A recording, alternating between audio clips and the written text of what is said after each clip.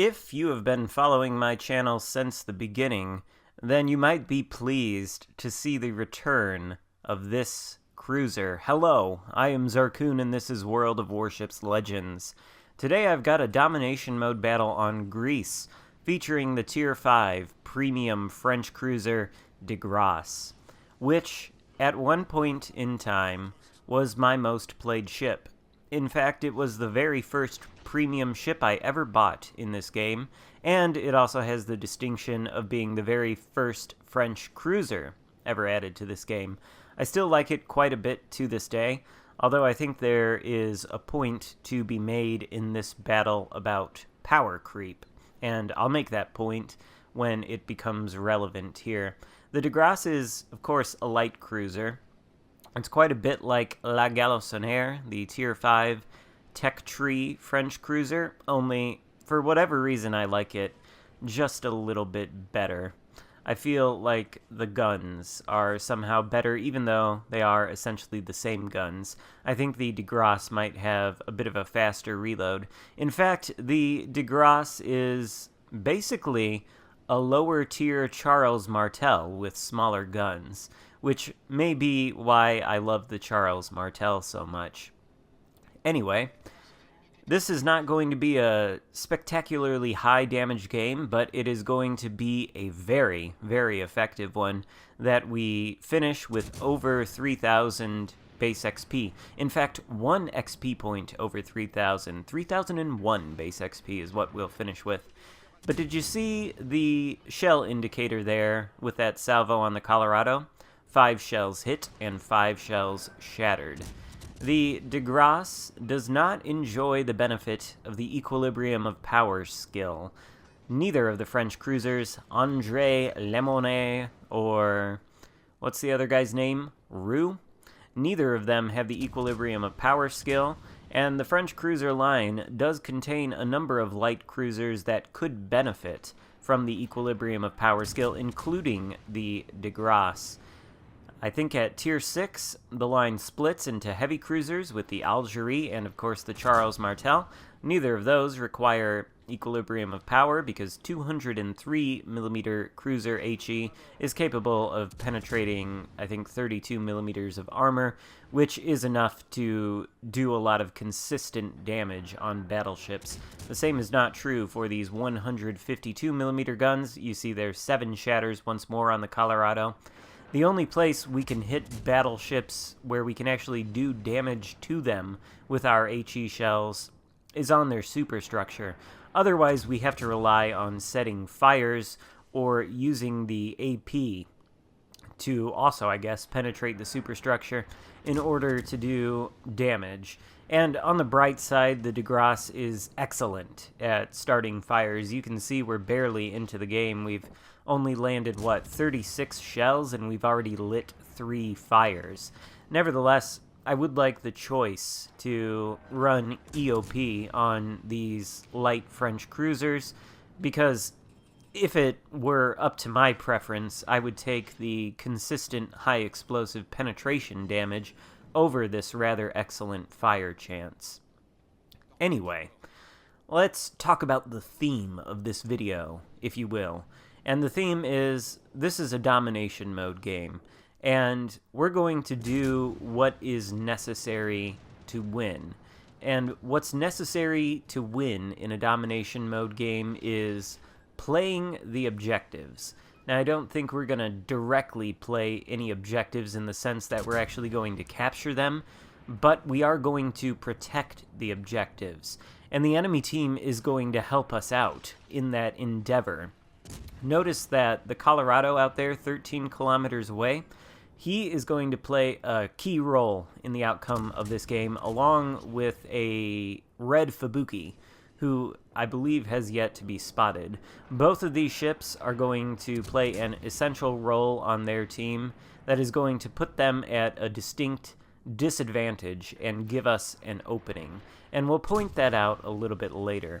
For now, we've secured 2 caps. Well, we started with Charlie and we've secured Alpha, but we do have a friendly destroyer in Bravo who is flipping it uncontested, which means we're going to control 3 caps soon enough. and this is good. The enemy team has wiped out 3/4 of our destroyer forces so far, which is honestly a little bit depressing, but not something that is to be unexpected in games with many destroyers like this one. On the other hand, the red team has 4 destroyers at their disposal, so they do have an advantage in that way, but I'm not sure exactly what befalls these red destroyers, because I don't think very many of them are actually going to try to get the capture circles. I can tell you that there is a Geta around Bravo, and he is not going to enter Bravo at all. Maybe that's because he knows I'm here. After all, I am spotted right now, and the Geta is directly in front of me, but it looks like he's going to torpedo my battleship teammate over there. You can see his torpedoes appear just as I say that, and I believe they are going to strike that battleship, who is sailing broadside to the Geta, and I think they might end up taking him down. Or maybe not. In any case, we do need to go support our teammate over there. One of the destroyers, I suppose, is going into Alpha, but of course that is the location on the map where our final remaining friendly destroyer is, and it looks like he is going to go try to take care of that issue. I can't be in 2 places at once, and I'm already quite close to the Geta. I'd like to support my battleship teammate if possible, so I'm going to go for him, and I'm going to put some more fire down on this Bayern as I travel in that direction. We light yet another fire, and we're already up to 7, with 43,000 damage and counting. At the top right corner of the screen, there is the Geta. I think we picked him up with our sonar, which is nice to have, and we're going to be able to demolish him quite quickly. I believe he's already launched his torpedoes, and he probably doesn't have them reloaded yet, so we should be safe against those, and even if we aren't, we still have the sonar up for a few more seconds. Our secondary guns even hit the Geta a little bit there. Kinda worried he's getting too far away and we're going to lose sight of him, and just as we do, we send the killing blow his way. The Geta goes down for our first kill of the game. Bayern is now entering Charlie, and he appears to be the only red ship in there. Meanwhile, on the other side of the map, the blue destroyer has succeeded in chasing the red one out of the Alpha Cap. And remember that Colorado earlier that I spoke of? Well, he is, for some reason, traveling to the map border, leaving this Bayern and that red destroyer over there, the only ships on the red team at this point in time that are in any kind of position to influence the objectives. And we still have a commanding caps lead, even though we have fallen behind on points. That Bayern doesn't look like he can put out my fires there as he burns inside of that cap circle and goes down for our second kill, awarding us the Arsonist medal. Yes, 10 fires set. At least you can rely on fire damage with the de Grasse. What an incredible fire starter it is.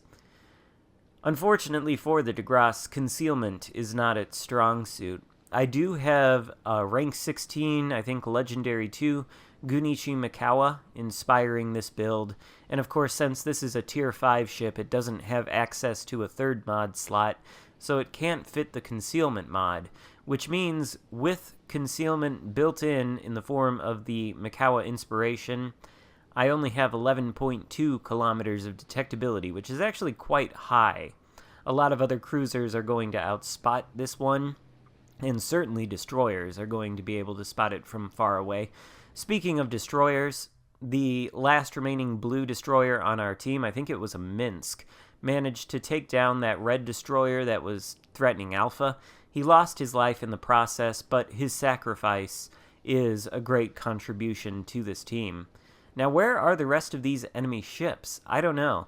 As you can see, it's only me and a friendly battleship left. The battleship is the Arizona. I'm sailing for Bravo since it's in the center of the map, and I feel like with the de Grasse's rather high speed, I should be able to move to either side of the map to respond to any threats quickly. Now, of course, the cap here at Charlie is being taken by one of the red destroyers, and I'm closest to it, so I'm going to charge into this cap. I cannot allow this cap to be taken. If I do, we are almost certainly going to lose. At the same time, Alpha is being capped. There's nothing I can do about it. The friendly battleship is sailing this way. But I have to try, otherwise we're going to lose. And it may be inadvisable to go up against a New Mexico and a T-61 this aggressively. But this New Mexico is at low health, and I believe I have a fighting chance. Even though this New Mexico and this T-61 are divisioned together, actually. In any case, the DeGrasse's excellent fire chance nets us yet another fire on that New Mexico, which I do not believe he can put out, rather. And the New Mexico has a very slow reload on its guns, so that gives me a lot of room to maneuver as I get ever closer. We see some fire there coming in from the friendly battleship, and the enemy destroyer has succeeded in flipping Alpha, which is not ideal, but it looks like we may in fact be able to stop the enemies flipping this cap, and that is going to be clutch. The New Mexico is not able to take us down before he expires to our fire. We've got the sonar running. We spot the torpedoes from the T-61, but it is a tight spread. And I think I zigged when I should have zagged there, because we do take one right on the side of the ship. We nearly are able to avoid it, but that is going to spell our demise as this T-61 begins to shoot at us. But I think we're going to be able to take him down here. I think we did disable one of his modules there, and then with that shot on there, we lit a fire. That is a fire the T-61 cannot put out as he finishes us off. Note, though, that we still have a points lead thanks to our commanding lead of the caps, and that points lead is only going to increase as our fire takes down the T-61. We get the It's Just a Flesh Wound medal to go with our First Blood, I think, or rather Arsonist and Confederate medals. Now this Arizona, all he has to do in order to win this game is run away. There are less than 2 minutes left to go in the game, and the Arizona, as you can see, is sailing away from the final enemy destroyer who is trying and failing to torpedo him. And then, of course, there's a full health Colorado out there who I guess was going on a tour of the map border and basically voluntarily took himself out of the game for no reason whatsoever, which is terrible for his team. Had he stayed in the game, then maybe they would have won.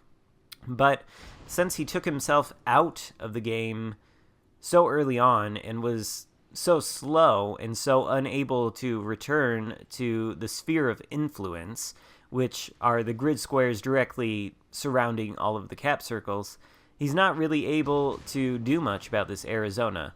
Now, I was a little bit worried when I saw this Arizona make this move. I think he got spooked when the destroyer got spotted behind him, or maybe he just wanted to get all of his guns on the Colorado. I don't know. I thought he was given an unhealthy amount of broadside, though. Nevertheless, he turns away, and he continues to do exactly the right thing, which is to kite, to angle against that Colorado, and that right there, after all my work, is going to help secure us the victory. So I thank that Arizona for that, and I thank my team's destroyers for playing the objectives, even though all of them died in the process. So, just another friendly reminder that I've given a million times. If you find yourself in a domination mode battle, the objectives, the cap circles, are your primary goal, nothing else. And that is how we won this game in the DeGrasse. Hope you enjoyed this video. If so, give it a thumbs up. Thank you so much for watching, and I will see you next time. Goodbye.